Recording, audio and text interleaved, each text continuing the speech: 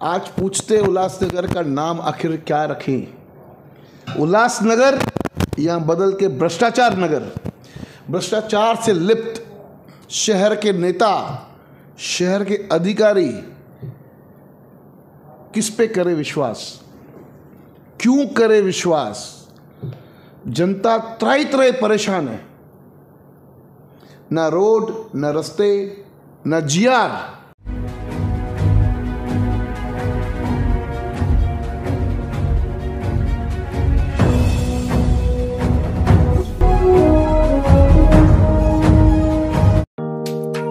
Neeraj Vinod Burani's Spacecraft Interiors. Your space, our craft. Experienced and professional team. No hidden charges. Luxurious designs. Follow us on Instagram. Spacecraft Interiors. Your space, our craft. Crystal Finance by Ajit Makhijani. One-stop solution for all your loan requirements. Asan, convenient or effortless. We have tie-ups with all major banks and NBFCs. Business loan, mortgage loan, overdraft and cash credit facility. Instant approval, minimum interest rate and processing fees. Doorstep loan process. Call us today. Crystal Finance by Ajit Makhijani.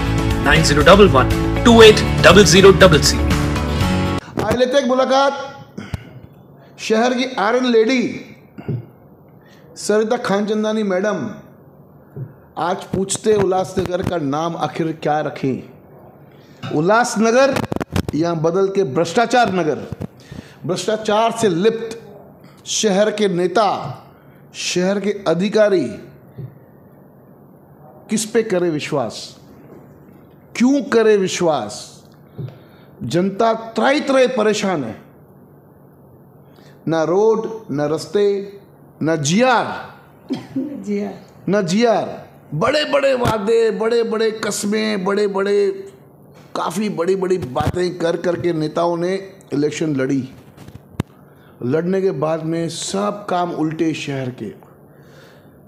हर जगह पर अवैध निर्माण, ना रोडों की हालत सही, न लोगों की मानसिकता इस अभी सही है। हमारे शहरवासियों की परेशान हो चुके हैं हमारे उल्लासनगर शहरवासी कि आखिर ये भ्रष्टाचार, ये भ्रष्टाचारी नेता, ये भ्रष्टाचारी राजनीति पे कब लगेगा लगाम। क्या कहेंगे इस विषय के अंदर मैडम? देखिए, मैं आपके साथ पूरी तरह से सहमत हूँ कि अब ये उल्लासनगर शहर नहीं कहलाना चाहिए। ये भ्रष्टाचारी शहर हो गया है और सच में हम अस्त्र त्रस्त है। हमारे जो हमने वोट दिए ना, हमने धोखा खाया। सो आई थिंक अब डू और डाई सिचुएशन है, अब नो और नेवर वाली सिचुएशन है कि अब नहीं बदले तो फिर कभी नहीं बदलेंगे। तो ये भ्रष्टाचार से बोलना नहीं है, अब बागडोर पूरी की पूरी हम नागरिकों के हाथ में है। अब हमें बदलना है। Change is only permanent thing. तो फिर सुबह होगी को सच में यही दर्शाना है कि हमारे विचारों की सुबह होनी है। और इस भ्रष्टाचार की दुनिया से अगर आप बाहर निकलना चाहते हैं, सचमुच कुछ अगर शहर का भला करना है तो अब नागरिकों को ही भला करना है और उसका एकमात्र हथियार हमारा वोट है। मैडम, आपसे बात करते करते कुछ पुरानी ऐसी बातें याद आ रही थी। हमारे पिछले नेता, हमारे पिछली राजनीति, हमारे पिछले लीडरशिप कभी गाने में सुनते थे कि गली गली रोडों को स्वर्ग बनाना है। स्वर्ग तो नहीं बना, लेकिन नर्क बना के छोड़ दिया हमारे उल्लासनगर शहर को। सभी नेताओं का, मैं किसी नेता का नाम नहीं लेता हूँ। हम सिंगापुर बनाएंगे उल्लासनगर को। सिंगापुर तो नहीं बना भाई, उल्लासनगर ही बन जाए वही काफ़ी है। अब तो भ्रष्टाचारी नगर बन गया। जगह जगह पर टीयर गेटर, जगह जगह पर अवैध निर्माण, जगह जगह पर पता नहीं क्या क्या, जुआ के अड्डे, क्या छोड़ा है। आप कहीं भी किसी भी रूप में आप उल्लासनगर का नाम अगर शहर से बाहर के लोगे तो लोगों को लगे अरे वही शहर जहाँ पे डेवलपमेंट नाम की कमी है। तो ऐसे क्यों उल्लासनगर? यही आप देखिए कि अंबरनाथ में, कल्याण में हमें बैंक लोन्स मिलते हैं, हमें हमारी प्रॉपर्टीज़ को बहुत सारी वैल्यूज़ है, लेकिन उल्लासनगर की सनद की जगह बैरक्स के ऊपर भी प्रश्न चिन्ह है और बड़े बड़े बिल्डर्स यहाँ पर आने के लिए क्वेश्चन मार्क करते हैं। They don't want to come here. So कुछ नहीं बचा है सच में, ना पर्यावरण बचा है, ना रोड बचा है, ना रास्ते बचे हैं, ना गार्डन्स बचे हैं, ना जो मूलभूत सुविधाएं हैं। आप हॉस्पिटल्स की हालत जाके देखिए, आप यूएमसी रन स्कूल्स की हालत जाके देखिए, मतलब क्या बचा है, कैसे बचा है, आने वाली जनरेशन्स को क्या मुंह दिखाएंगे। ये बहुत जकी भाई, ये बहुत बड़ा प्रश्न चिन्ह हम नागरिकों के सामने उपस्थित उद्यान तो हुआ है। बचा ही नहीं शहर के मैडम, उद्यान के ऊपर भी लोगों ने बिल्डिंग खड़ी कर दी अपनी। तो वही बात है, मैंने कहा कि नदी नाला बन चुकी है, नदी नाला बन चुकी है, और शहर जो शहर था वो एक गली बन चुका है। यस, ये 13 किलोमीटर की ये छोटा सा शहर था, लेकिन बहुत संपन्न था। जब हम हमारे सीनियर सिटीजन से बात करते हैं, या आप और मैं ही, जब हम स्कूल जाते थे, मैडम हम खुली खुली गलियों से जाते थे। आप पूरे महाराष्ट्र का दौरा करके आइए, 13 किलोमीटर स्क्वायर किलोमीटर के शहर के अंदर भरमार है नेताओं की। नेता ही नेता है, सब नेता है, गली गली में नेता बैठा है। यस, मतलब हर एक, सब कार्य सम्राट है। हर एक घर छोड़ के दूसरे घर में एक नेता उभर के आएगा। ऐसे शहर की हालत है। नेता लोग काफ़ी है, कार्यकर्ता कोई है नहीं। अब बस खाली यही एक मंशा है कि कैसे नेता लोगों की भाई, कैसे हम इस शहर से वसूली करें, कैसे लूटे, कैसे लूटे। तो आखिर अपनी ही माँ को लूट रहे हैं। मुझे तो आखिर यही हमारे नहीं समझ में आ रहा है। शहर की धरती ने किया क्या है इनका? ये बहुत बड़ा अवैध निर्माण में क्या कहेंगे मैडम? अवैध निर्माण बढ़ चढ़ के शहर के ना शुरू है। देखिए, हरी तनवानी जी ने जब बॉम्बे हाई कोर्ट में पीआईएल दाखिल की थी और 855 बिल्डिंग्स इलीगल का मैटर उजागर हुआ था, तो हाय हो गई थी। और उसके बाद इतने एफिडेविट्स, हलफनामे, सब प्रॉमिसेस की गई थी कि अब इलीगल कंस्ट्रक्शंस नहीं होंगे। लेकिन आज 855 नहीं, 8,55,000 होंगे। वो इलीगल ही इलीगल है। मुझे रादर मैं उल्टा ये बोलूं कि लीगल कितना, भैया वो बता दे। बताइए, आप बताइए भाई, कितने इलीगल है, लीगल है उनके। तो अब आप सोचिए कि नदी पात्र भी नहीं बचा।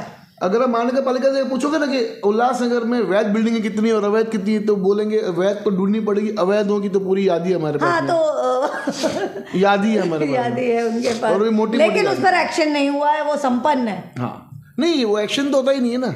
नेताओं को खुश करो, अधिकारी को खुश करो, जय महाराष्ट्र, चलो आपका काम बनता।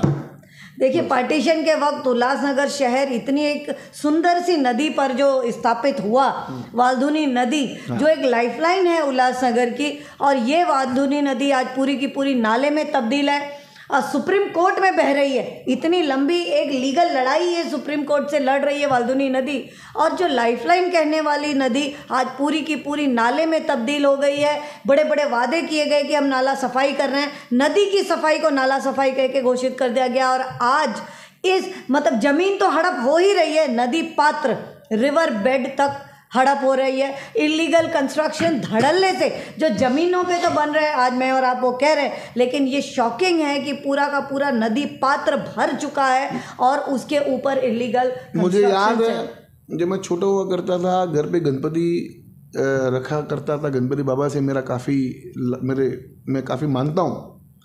तो हम जब विसर्जन करने जाते थे तो उल्लास नदी जाते थे, यानी वाल्धुनी नदी स्टेशन। आज वो नदी में इतना प्रदूषण है, मतलब अगर गणपति बाबा का विसर्जन किया ना तो पाप पड़ेगा।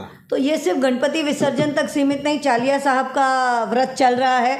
ये सिंधियों के विस्थापित करने वाला शहर है, रिफ्यूजी कैंप था, सिंधी बहुत ज़्यादा मात्रा में यहाँ थे। तो चालिया साहब का अखा भी, यानी जो पूजा है, 40 दिन तक उस घाट पर पूजा अर्चना की जाती है। और हिंदू प्रथा में तो हर चीज़ ही गंगा में विसर्जित होती है। ये सब चीज़ों को रोका कैसे जाए? एक और एक, मैंने कहा कि एकमात्र हथियार है, हमें चिल्लाना नहीं, डरना नहीं, रोना नहीं, पीटना नहीं, वोट।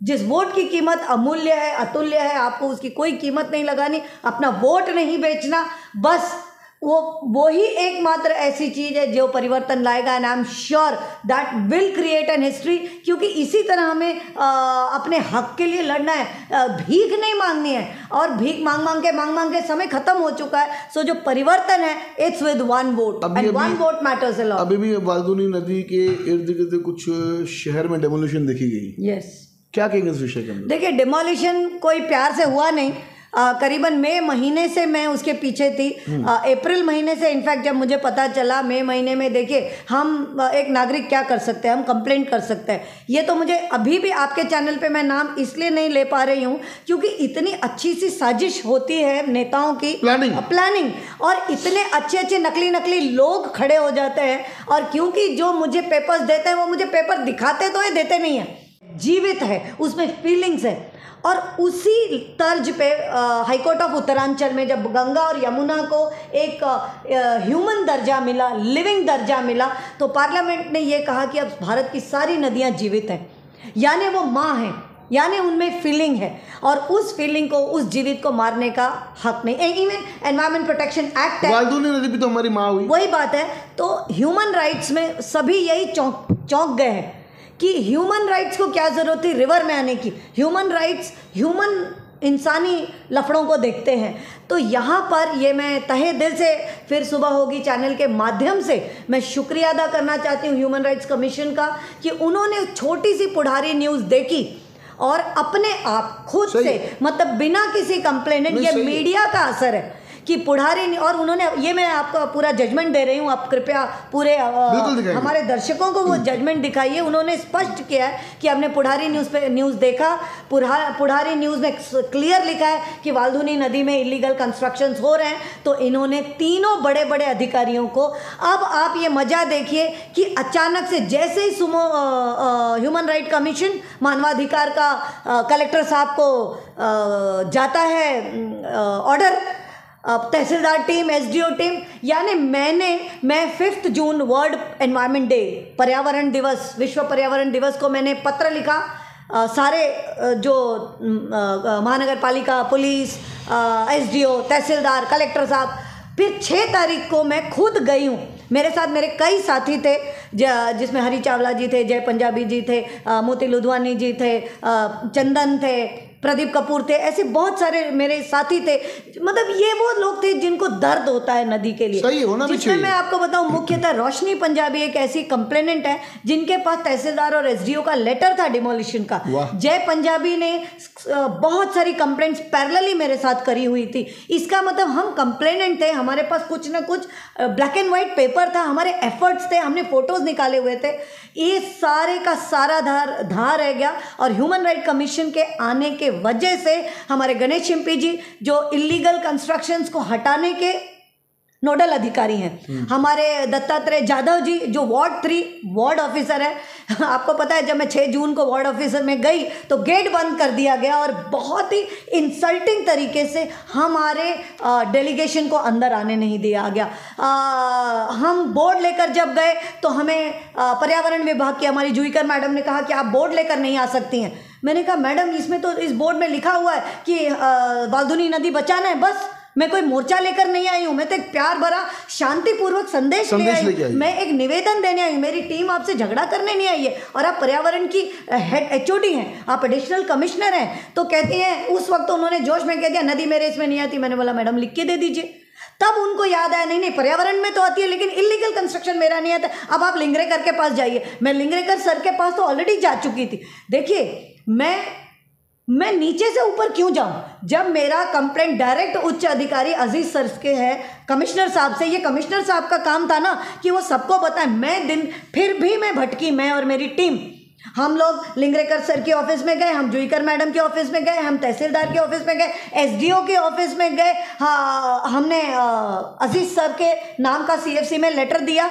उसके बाद हम वार्ड 3 के यहाँ गए। हम इसका ये मोटा मोटी मैं आपको बताऊं कि सब कुछ खा जाओ ढकार भी मत दो, और ढकार भी मत दो। और हमारे जैसे जो जेन्युइन है उसमें 4-5 इल्जाम तो इजीली लग जाए। मैं इतनी इजी औरत नहीं हूँ। फिर डेमोलिशन कैसे हुआ ये? यस, तो ये मैं आपको मेरा स्ट्रगल बता रही हूँ। मुझे तो उस वक्त पता भी नहीं था कि पुढ़ारी का ये सब चल रहा है। अचानक से जब ह्यूमन राइट्स का ये आया तब फटाफट एसडीओ जी जाग गए क्योंकि जिलाधिकारी जी आ गए। एसडीओ को ऑर्डर आया, तहसीलदार को ऑर्डर आया। इन्होंने खाना पूर्ति की जिसमें मुख्य हमारे वार्ड 3 दत्ता जाधव जी और हमारे शिंपी साहब थे। तो ये सब उन्होंने क्या किया। और फिर एक वन गुड डे इन्होंने थुकपट्टी का काम, एक दिखावा, आई वॉश, इन्होंने डिमोलिशन किया। मैं आज भी ह्यूमन राइट्स के ऑर्डर में है। Human rights is not happy with UMC. उन्होंने लिखा है, आज भी आप मेरे साथ चलिए, मेरे पास अभी भी फोटोज़ है, ताज़े फोटोज़ मैं आपको दूंगी कि जो फाउंडेशन है, जो करीबन इन्होंने 20 फुट 30 फुट कितना अंदर नदी पात्र में डाला है पता नहीं, वो फाउंडेशन नहीं तोड़ी गई है। इसका ये मतलब है कि 1 साल बाद जैसे ही मामला ठंडा हो जाएगा फिर नए 13 शेड्स बन जाएंगे। पता तो ये भी मुझे चला है कि जो पत्रे हैं, जो शटर्स हैं, जो लोहे लकड़, वो सब उनको दे दिया गया है। तो ये शहरवासियों को भी देखिए, शहरवासी इतने बेवकूफ़ नहीं है, ये पब्लिक है, ये सब जानती है।